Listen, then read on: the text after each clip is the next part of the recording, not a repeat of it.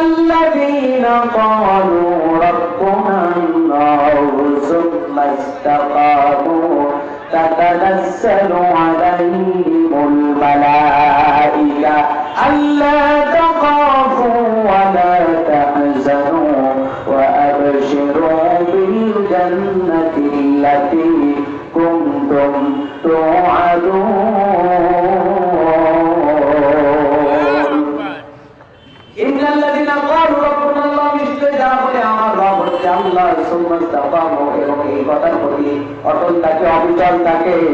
আল্লাহ পাক রব্বুল আলামিন বলতেছেন তাতানাজ্জালু আলাইহিমুল মালায়েকা তারা যদি কখনো বিপদের সম্মুখীন হয়ে যায় আল্লাহ পাক রব্বুল আলামিন তাদের উপর ফেরেশতা মণ্ডলী নাযিল করেন সুবহানাল্লাহ আল্লাহ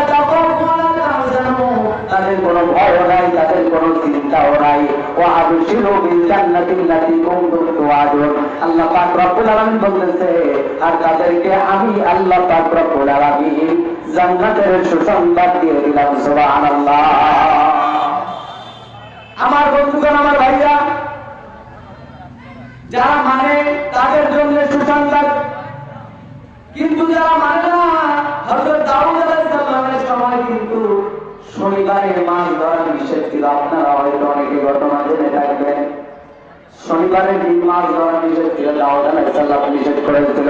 ওই দিন জাবুর তেলাওয়াত করার সময় মাছরা এসে আল্লাহর নবী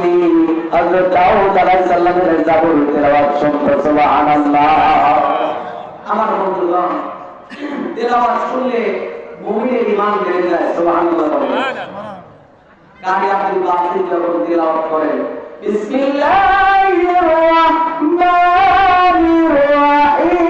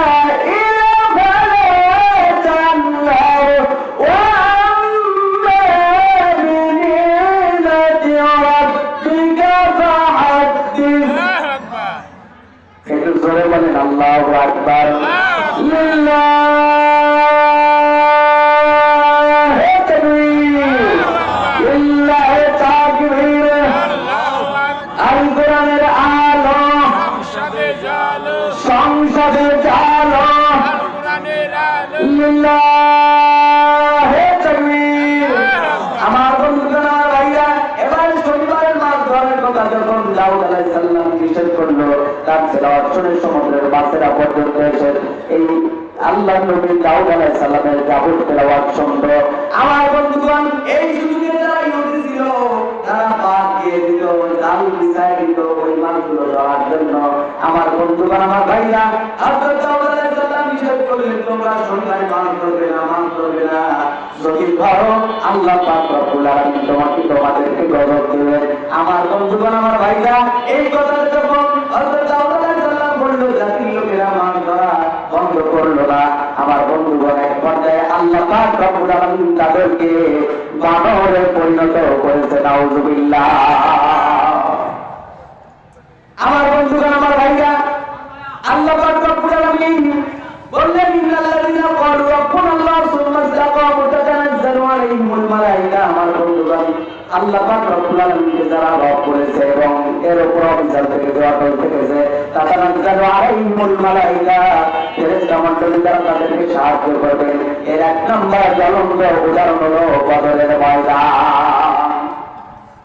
বদরের ময়দানে আল্লাহ পাক রব্বুল আলামিন এই দিক দিয়ে মুসলমানের সংখ্যা হচ্ছে 313 জন। ওই দিক দিয়ে